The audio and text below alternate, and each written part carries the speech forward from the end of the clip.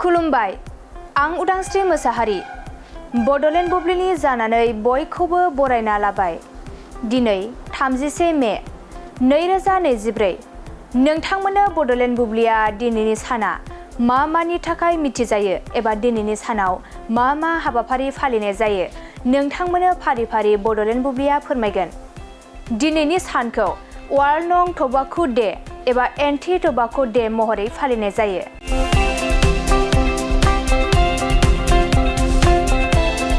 थांखु बेरेखा सान एबा बुहुमनां थांखु गैयै सानखौ बोसोरफ्रोमबो 31 मेआव मुलुगनाङैनो फालिनाय जायो।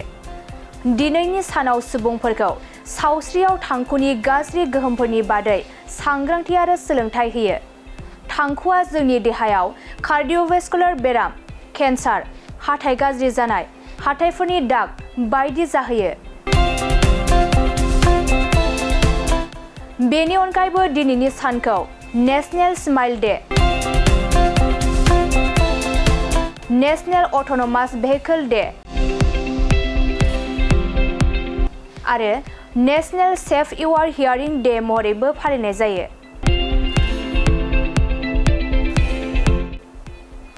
नोंथांमोननो बड'लेण्ड बुब्लिया दिनैनि सानाव मा मा हाबाफारिजों मिथिजायो आरो मा मा हाबाफारिखौ फालिनाय जायो फोरमायबाय।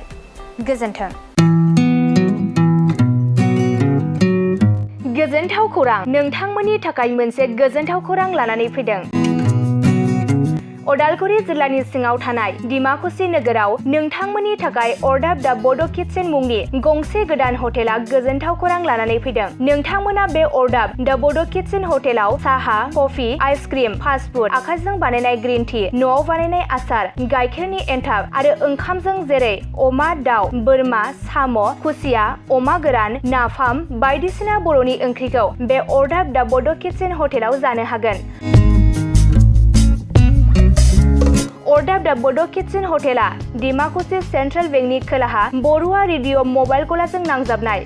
सोरबाफोर अर्डाब दा बड' किटचेन हटेलाव बायदिसिना जामुं आदार जानो थाखाय सिगांग्रो अर्डार हरनोब्ला नैबे 8135967290 जामबुं नाम्बाराव कल खालामनानै बुकिं खालामहरनो हागोन। गोजोनथाव खौरां, अर्डाब दा बड' किटचेन हटेलाव गोबां न'आव बानायनाय मोजां जाग्रा आदारखौ मोननो हागोन।